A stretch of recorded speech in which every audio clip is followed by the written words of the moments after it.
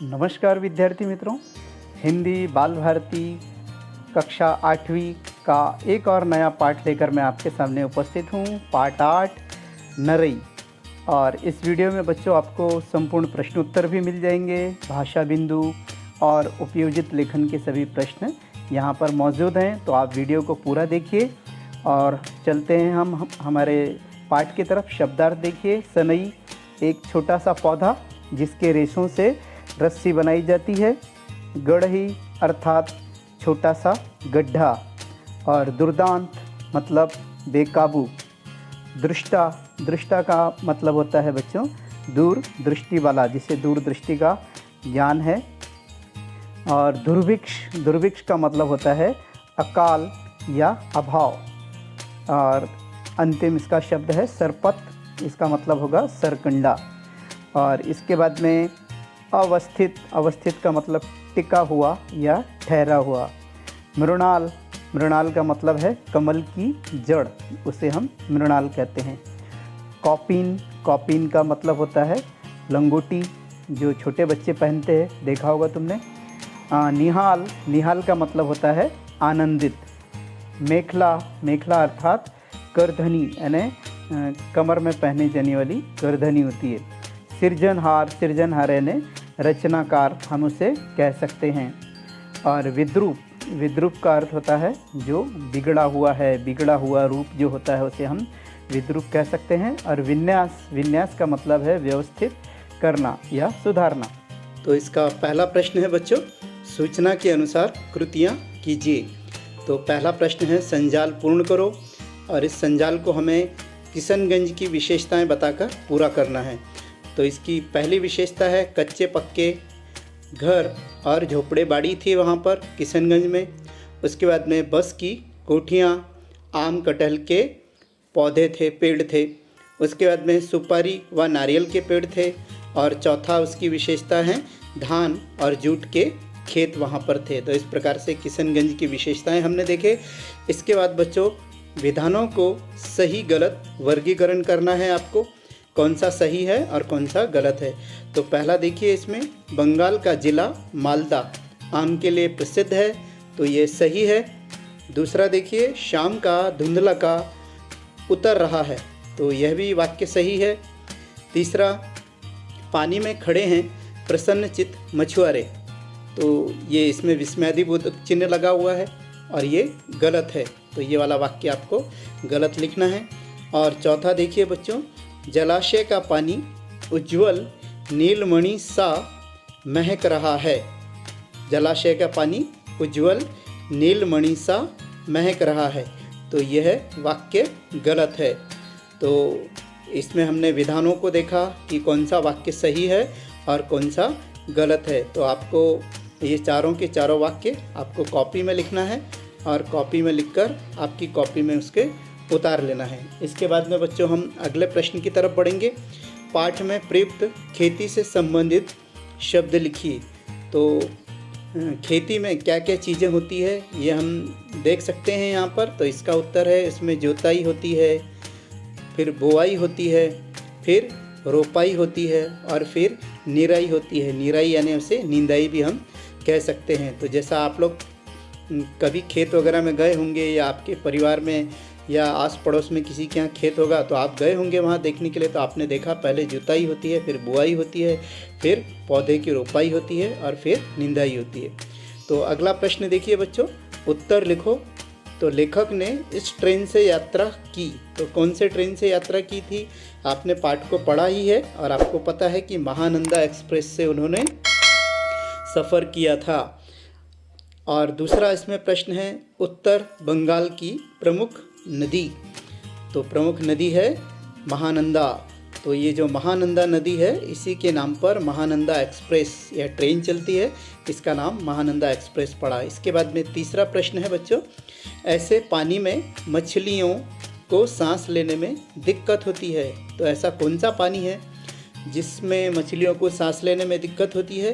तो इसका उत्तर है, जूट के गलने से पोखर का पानी काला और विषैला हो जाता है। पोखर यानी तालाब जो होता है ना छोटा सा, उसे हम पोखर कह सकते हैं। तो एक जूट होता है, तो जूट का पानी जूट वहाँ पर गल जाता है उस पोखर में, और इस जूट के गलने के कारण वहाँ का पानी काला और विषैला हो जाता है। इसके कारण मछलियों को सांस लेने में दिक्कत सी होती है।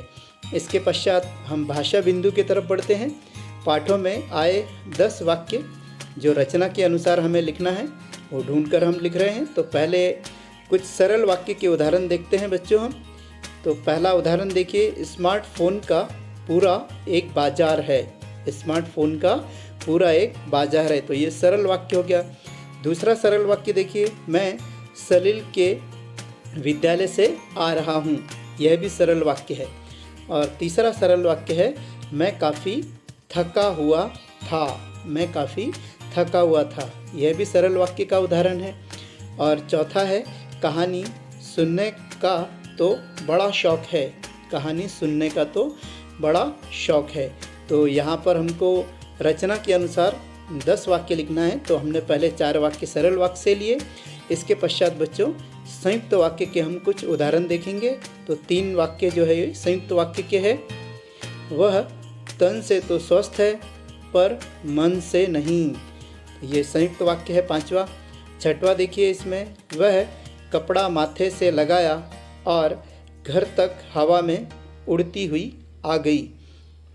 वह कपड़ा माथे से लगाया और घर तक हवा में उड़ती हुई आ गई। तो यह भी संयुक्त वाक्य का उदाहरण है। और तीसरा देखिए, निराला जी बड़े प्रसन्न हुए और मेरी गोदी से उसे अपनी गोदी में ले लिया। निराला जी बड़े प्रसन्न हुए और मेरी गोदी से उसे अपनी गोदी में ले लिया। तो ये तीनों वाक्य संयुक्त वाक्य के उदाहरण हैं। और संयुक्त वाक्य में देखिए, जैसा यहाँ पर और शब्द आया हुआ है, 2 वाक्य यहाँ पर जुड़ रहे हैं और इसमें क्रियाएं भी अलग अलग हैं, इसलिए इसे संयुक्त वाक्य कहेंगे। इसके पश्चात हम मिश्र वाक्य का उदाहरण देखेंगे बच्चों। मिश्र वाक्य के 3 यहाँ पर उदाहरण देखने को मिल रहे हैं। तो 8वां उदाहरण है, मेरे घर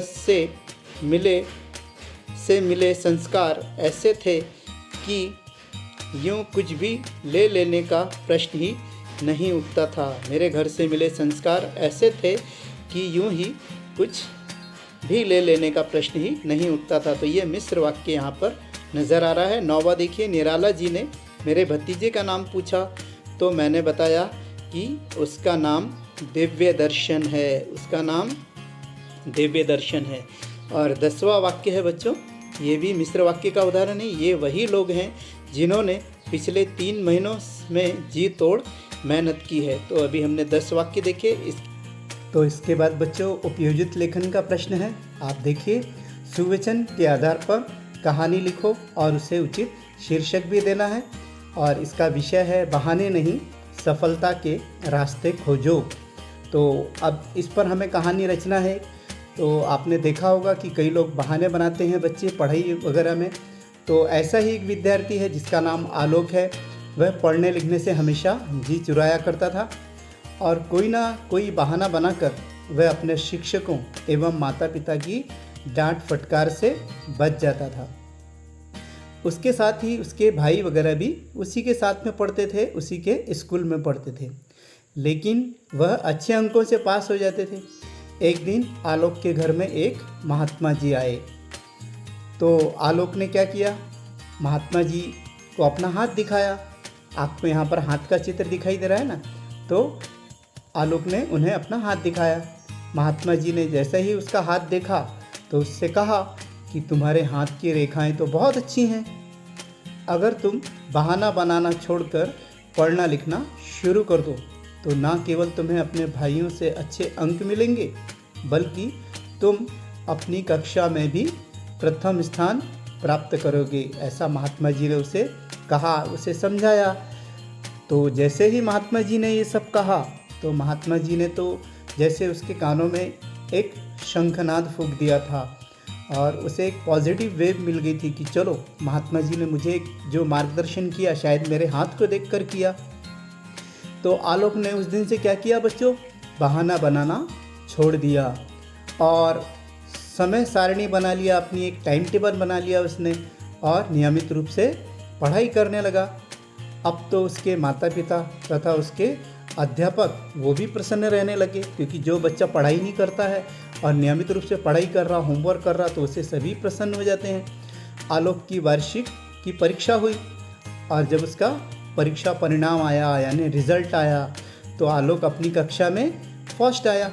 और बच्चों सच है, यदि हम बहाना बनाना छोड़कर परिश्रम करते हैं तो निश्चित रूप से बच्चों हमारी जो सफलता है वो रंग लाएगी और सफलता हमारे कदम चूमेगी। देखो, किसी कवि ने भी बहुत सुंदर कहा है कि करत करत अभ्यास के जड़मति होत सुजान, और रसरी आवत जातते सिल पर परत निशान।